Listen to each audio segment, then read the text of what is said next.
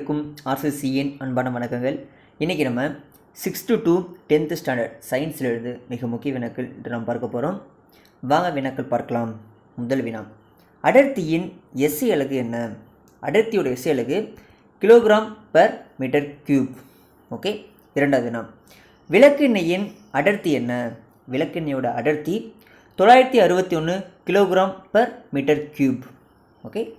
மூன்றாவது வினா, முடுக்கம் என்றால் என்ன? முடுக்கம் என்பது திசைவேகத்தோட மாற்று வீதம்தான் முடுக்கம்.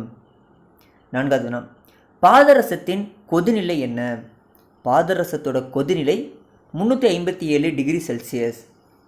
அடுத்த ஐந்தாவது வினா, இந்தியாவில் மின்சாரம் எப்போது பயன்பாட்டிற்கு வந்தது?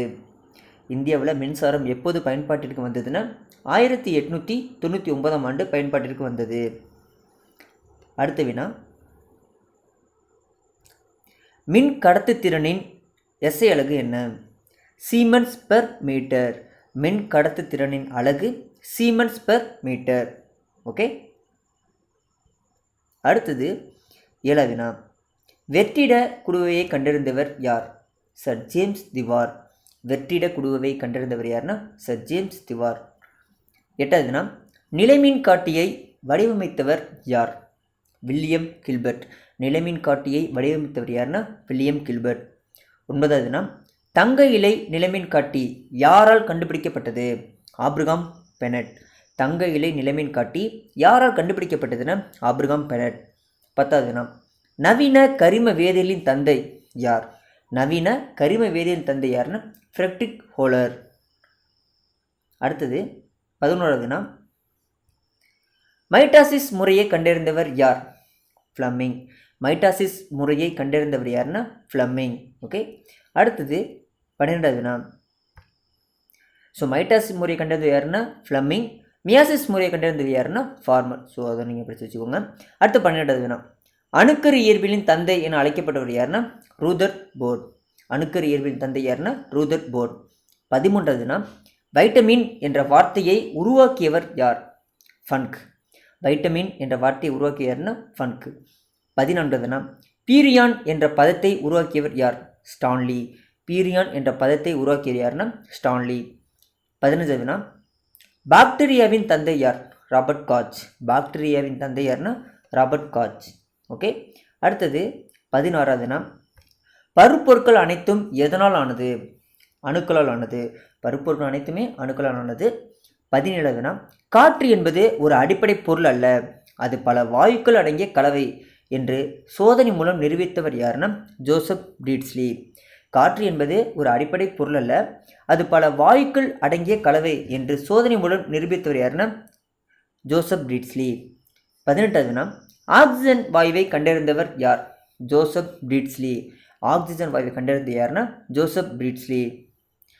19வது வினா, ஒளிச்சேர்க்கை நடைபெற சூரிய ஒளி தேவை என்பதை நிரூபித்தவர் யாருன்னா ஜான் இன்ஜன்ஹவுஸ். ஒளிச்சேர்க்கை நடைபெற சூரிய ஒளி தேவை என்பதை நிரூபித்தவர் யாருன்னா ஜான் இன்ஜன்ஹவுஸ். ஓகே. அடுத்தது 20வது வினா, நைட்ரஜனை கண்டறிந்தவர் யார்? ரூதர் போர்ட். நைட்ரஜனை கண்டறிந்தவர் யாருன்னா ரூதர் போர்ட். 21வது வினா, உலக நீர் தினம் என்று அனுசரிக்கப்படுகிறது? மார்ச் 22. உலக நீர் தினம் மார்ச் 22. 22வது வினா, ஒரு காலன் என்பது எத்தனை லிட்டர்? 3.85 லிட்டர். ஒரு காலன் என்பது 3.85 லிட்டர். 23வது வினா, வேதியியலில் ஒரு புரட்சி ஏற்படுத்தியவர் யாருன்னா லவாய்சியர். இப்போ வேதியியலின் தந்தை யாருன்னா ராபர்ட் பாய். அதே போல் நவீன வேதியியல் தந்தை யாருன்னா லவாய்சியர். ஸோ அதனால தான் ஒரு புரட்சி ஏற்படுத்தியிருக்காருன்னு நம்ம சொல்கிறோம். 22வது வினா, காற்று ஒரு கலவை என நிரூபித்தவர் யாருன்னா லவாய்சியர். காற்று ஒரு கலவை என நிரூபித்தவர் யாருன்னா லவாய்சியர். அடுத்த 25வது வினா, எலமெண்ட்ஸ் ஆஃப் கெமிஸ்ட்ரி இது யாருடைய புத்தகம்?